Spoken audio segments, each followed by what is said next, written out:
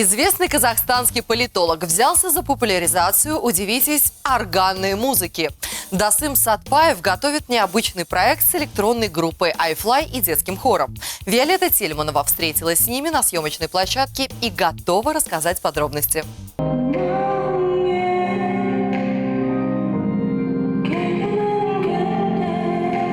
Необычное звучание обеспечил нестандартный микс артистов. Ксения Сухомазова вместе со своей группой, хором и органистом Габитом Несибаевым исполнили казахскую народную песню известного акына «Ман Мангер».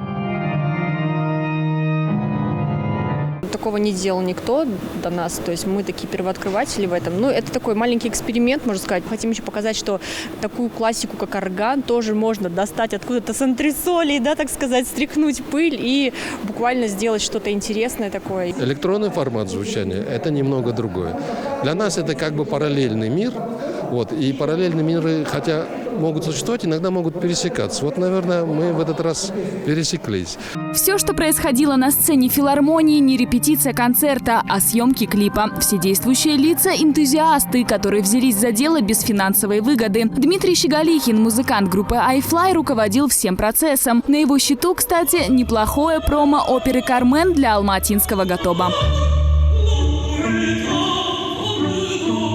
Инициатор данного проекта – политолог Досым Сатпаев, который не в первый раз реализует творческие идеи. В прошлом году мы начали с издания книг, а потом участвовали в финансировании поддержки театральной постановки «Уят» в театре «Артишок». И мы решили в этот раз попробовать сделать некий музыкальный интересный проект. Кто раньше любил только органную музыку, он, возможно, полюбит и казахскую народную музыку, да, и наоборот.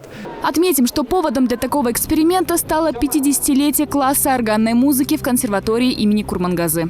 У нас, к сожалению, многие юбилеи, они, как и освоение бюджета, идут только ради освоения этого бюджета, да. То есть есть задание партии, да, отметить, отмечают. И главная задача любого юбилея, тем более значимой фигуры в казахской истории, это чтобы этот юбилей отложился в сознании молодого поколения. Досым считает, что для привлечения внимания молодежи необходимы новые методы, более креативные, чем банальная выставка или концерт. Осталось дождаться конца апреля, когда выйдет видео. Виолетта Тельманова, Рыспай Акыш, Ревью.